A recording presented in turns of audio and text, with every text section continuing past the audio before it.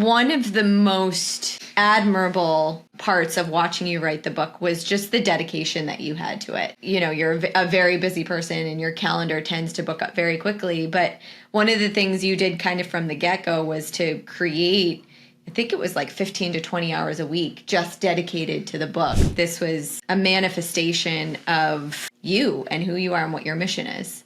And I think being able to look at it from that perspective, we're really only at the very beginning of how this is going to touch lives. This is the Own It Show, where we tell stories of how everyday people made ownership theirs. Hey guys, welcome back to the Own It Show. I'm your host, Justin Roethlingsho. And if you're new here, I am so excited that you found this podcast because, again, this is the place where we ultimately figure out how to level up in all ways. How do you take ownership of your life and ultimately lead into something that's new and something that's different? And if it is your first time here, I suggest and really encourage you to go take a look back at the other 200 plus episodes that we've done over the last few years, where we've had great solo episodes as well as amazing guests to help you, equip you, empower you, and educate you on how to take ownership of your life. Today, I'm excited, and if you're watching on video, you see my guest sitting to my right, and this is also my best half. And as we bring her on, what we're going to talk about is really what has the journey been like to be able to understand what this new book, The Power of Ownership, has been all about. You guys have heard my experience. You guys have heard my stories, but I want it from the lady who's in charge and give you her take, her input, her insight, because not only is she the CEO of our company and really the person that makes everything function, everything operate, but she's also the one that makes everything function and operate in our lives. And it's really been cool to see how everything has started to interact and how everything has come together. And I would just love to have her share your opinion on what this is all like. So, babe, it is so good to have you back on the Own It Show. Thanks, hon. It's been a minute, but it's so good to be back. And so, guys, if you don't know the story and you haven't heard the story of how the power of ownership has come to be, I wrote this book over the course of about 5 months.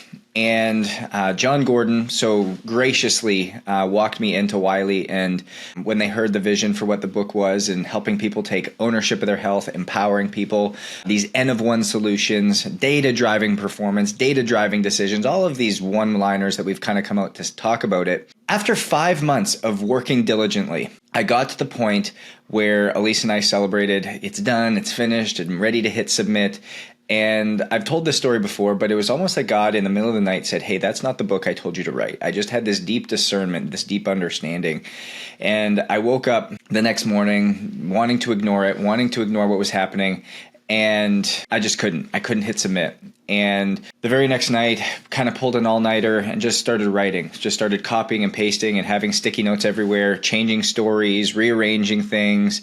And I just knew that this wasn't what I was supposed to write. And all of a sudden, 48, 50 hours later of deep work, came out with this completely new book. And upon submitting it, just felt so full, so that everything was just so right. And it was literally a miracle in being able to see it come forward and see the work that's now present there that's ultimately going to be reaching people.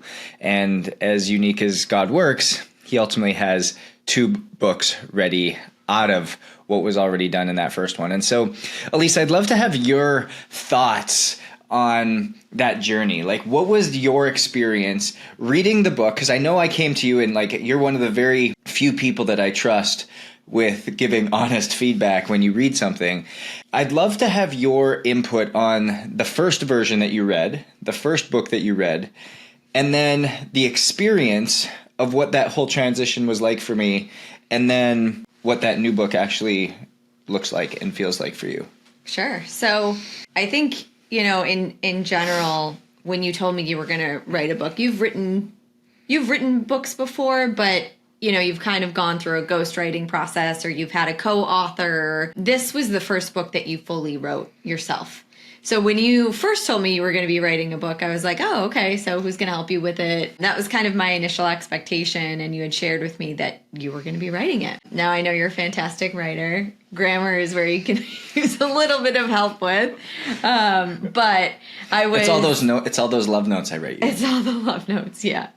So, when I fully understood what it was going to mean to write that book, I realized it was going to be a different process and a different journey. I think one of the most admirable parts of watching you write the book was just the dedication that you had to it. You're a very busy person and your calendar tends to book up very quickly. But one of the things you did kind of from the get-go was to create, I think it was like 15 to 20 hours a week just dedicated to the book. And that was just time on your calendar. That didn't include, I know you're somebody who really loves to write on a plane and when you're traveling because it allows you to just have undistracted, undivided attention. So, and you're somebody who's on a plane, I don't know, I think it's on average 10 to 12 planes a month. So we're just going to have to start buying plane tickets for Justin to write books. Right, exactly. So yeah, time to go to LA and back in one day. Do you remember when, actually, I'll get to that story in a second, but continue. So yeah, I think just seeing the dedication and the calling on your heart to show up and to answer this call was something that was really inspiring. So that for me is the first thing I really want to share was just the dedication that you had in your process of writing this book. You shared your experience of what it was like when, you had written the what we call final version, but it was really just the V1 version. I had been reading your notes throughout, and whenever you would finish a chapter, I would read it. Me being the CEO of our business, I kind of looked at it through the lens of how does this relate back to our business, and how can this help and guide people really walk through the Own It method, which we know is something that's absolutely life-giving and life-saving. So I kind of looked at it through that lens, and the first time I sat down to read a couple of the chapters, a lot of Justin's prior books didn't really have a lot of storytelling. If anybody has read Intent or what's the Blueprint one? Blueprint. I don't even know the name. Blueprint, yeah. They're much more scientific, and they take much more of a teaching lens and a teaching approach to them. I'm going to be honest, I've never actually admitted this to Justin, but both of those books I actually couldn't finish. They're great for so many people, but it's a very particular audience. This one, I couldn't put it down. And it was because of the storytelling and personalization and just yourself that you brought to it, that you didn't bring to your previous books. This one, it had you in it. And it was very, very different, but it was done so, it wasn't your life story. It was about how you can share what you've walked through and what you've been through to be able to help impact people and let them know that they're not alone in whatever they're walking through. So it was actually a very humble way of telling your story. And that was one of the things that I think I was really surprised about in a powerful way. Not that, this was the first time that you were really going to be writing a full entire book. And I just, because of past experiences, I expected something different. So it was a totally different response. But anyways. Appropriate for the normal versus different comparison in the book. Exactly. So anyways, I go back to the V1 versus V2. The V1 version was really good. And I in reading it, I would not have challenged Justin to go back and rewrite it or rethink about things. You actually, even before that, there was when you first started putting together notes in the outline, that was really when I challenged you. I was like, there's way too much in here. It's not clear. Like you and John Gordon. Yeah, we really got to get back to a clear framework because it was just a lot. Like Justin, he's got a lot going on in your brain, and you really just wanted to put it all on paper and deliver it in one book, but that's probably not possible. Even when I went in to do V2 and you woke up that next day and you saw like the papers everywhere and kind of what I was going through, you were like, what are you doing? Like it's done. I think I had a little bit of a different, I don't quite remember that. I had a little bit of a different experience. I remember us actually sitting on a plane. And I was trying to talk to you, and you were giving me short responses, and you were just frustrated, and I didn't really know why. And we were right. It was very close to your deadline. I think it was like 3 weeks out from your deadline. And, I'm thinking you're just kind of reading through the outline again. And you finally just turned to me and you were really upset and you were just like, this isn't the book. This isn't the book that I meant to write. And now I have to write it all over again. That was the start for me. That was at that point, even when I said that, I wasn't fully convinced that I was going to rewrite it, because writing it, like 5 months it took to like get it to a point where it was feeling really good and it was flowing. And now all of a sudden I'm starting to get these second guessing points. And like anything, you get so close to accomplishing something or finishing something, you start to second guess yourself. You start to doubt yourself. It's like, oh, is that really what I was supposed to write? Or is it actually good enough? And is that real, or is that just like the enemy inside of you giving you that doubt? Or is that actually what like God's trying to communicate to you? And so that was the start for me, where I was starting to waver and have these feelings and trying to really, I think, process everything. Yeah. I mean, like I said, that for me is the strongest memory I have of you really just taking a second pass in the beginning of what I'm calling today V2. And then when I read, once you finally finished, and I think it was like just before the deadline, and at that point you couldn't change the first chapter because you had to submit the first chapter. But I remember just rereading it and I was like, it makes so much more sense now. And I understand why you had to make the changes that you made, and it just really created the culmination of the powerful result of what the book is today. I want to go back to the story where, again, this journey in writing this book was not easy. You could almost write a book on the process of writing this book, because tell the story about, you brought up the flight from LA to Miami, but bring up the story about what happened, about when I was on the plane. I had written, I think, almost 2 chapters in full duration. And just there's moments when you're writing, and I don't know if anybody out there has ever written a book, or if you've ever been in this just flow state where things are just happening, things just feel good. They're just happening left, right, and center, and you could not recreate or even remember what you wrote because it flowed so well. And that's how I'd felt getting off of this plane. And I remember coming home. Do you want me to tell the story? No, I'm setting the stage. Okay. I remember getting off the plane feeling so good. I closed the computer, so excited. I came home and I was getting ready to just write the last chapter, because I was like, I'm in it.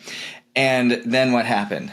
So the funny thing is, quite literally 1 week before, we were sitting in church, and our pastor, Rich Wilkerson, was telling a story about how he had taken, I think, a long flight from Singapore or something like that, and he left his computer on the plane. And I looked at Justin and I was just like, how does that happen? Like, how do you leave your computer on the plane? 1 week later, to the date, Justin comes home without his laptop because he had left it on the plane. And I do remember you were so upset because you were in it was a longer flight. You were in a flow state. LA to Miami, 5 hours. Yeah. And you just were so excited about what was going to come out of it.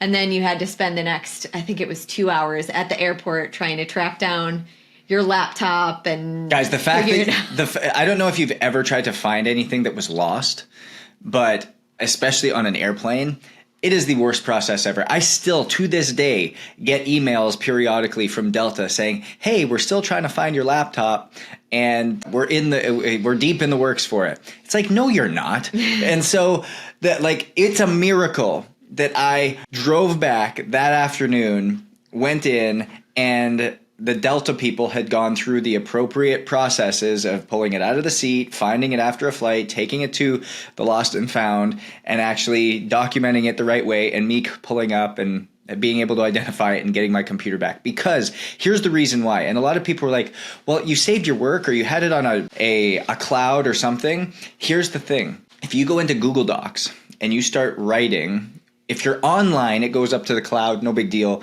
It would have just cost me the cost of a laptop, which would have sucked, but it wouldn't have been the end of the day or end of the world. On this flight, however, I didn't get Wi-Fi for some stupid reason. I didn't attach it for some stupid reason, probably because I thought it was just writing. And so all it did was save to my device. It didn't actually save to the cloud. So I didn't have access to any of those 2 chapters that I had just written that had flow and download to them. And so for me, it was like just this devastating feeling and this deep area of worry, in which we ultimately solved it and got to the end of the end of the problem, which was super exciting. Just like, praise God, that would have been just terrible. However, that was all a part of the journey. And so, Alyse, having read both kind of version 1 and then coming through, and now actually having, like, I think it was last week and a half ago, we actually got the first full version of the PDF of what this book actually looks like. The cover page, the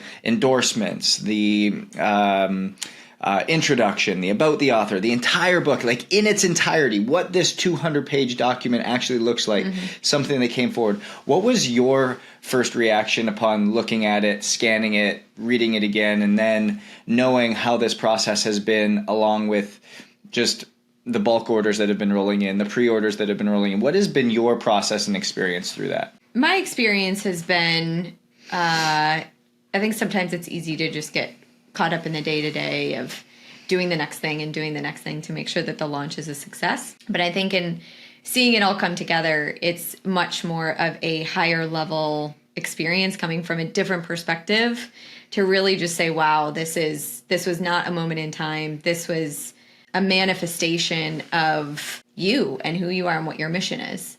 And I think being able to look at it from that perspective, we're really only at the very beginning of how this is going to touch lives. Yeah, that's good. You know, and so I think for me, it's like, it almost is like time doesn't exist in the experience or in the whatever the reality of this book is. It's, you know, it started, writing the book started, what was it, 8 months ago? But it's going to be that amount of time is this much of a blip in terms of how the longevity of the impact that this book will have in the future. Yeah, it's beautiful. I truly believe that too. It's as people start to read it, as the keynotes start to come with it, as the education comes alongside of it, as people get into the programs off of this, as they get into their testing and supplementation. There's so much that this is built upon that helps to educate, equip, and empower people, which I know is our mission in helping to drop the leading cause of death in the United States from 71% to less than 50% by the year 2030, which obviously is chronic illness. But it's just I just feel like it is different. There's a moment in time where what you've been created for is a time such as now, and I just feel like that's exactly where we are in the precipice and the crux of what it is that we do and the mission that we're on. And so I just love being able to do it with you. So it's very exciting. I do too, babe. I'm proud of you. Well, I'm proud of you. You deal with me. So it's, guys, I just can't. I wanted to bring Alyse on to kind of just give another viewpoint of what this has been like behind the scenes, because writing a book is not a simple task, is not easy. And I think sometimes I even take for granted the ability to bring from what's in my head and down onto paper, and the opportunity that Wiley gave me, the opportunity that John Gordon equipped me with in introducing them, and then obviously just our team and the support of being able to spend time. Alyse said it. It's like 20 hours a week is what I was kind of dedicating, and that's 20 hours a week that our team is having to pick up everything to make sure the business runs, operates, and flows well. And since then, 100 of keynotes and workshops and podcasts and stages and all of these different things that we've been touching and doing to get the word out. I can't wait to get the power of ownership in your hands. So if you want to get access to the pre-orders, which again come with early access to the content vault, early access to all of the frameworks in which you can utilize live sessions with myself through virtual different places. Yes, they are live, so you do get to have Q&A and actual FaceTime here. And then even be a part of the launch team, in which we'll be putting out in the next week or so. But in doing so, you can go to thepowerofownershipbook.com. Get access to everything. Lean in there. Again, this could be a gift for you, a gift for your friends, a gift for your family, a gift for your coworkers. It's something that is going to really bless them in a powerful way when it comes to really helping them take ownership of their health and realize life differently, because we know success is different. So own your different. We'll see you guys next week.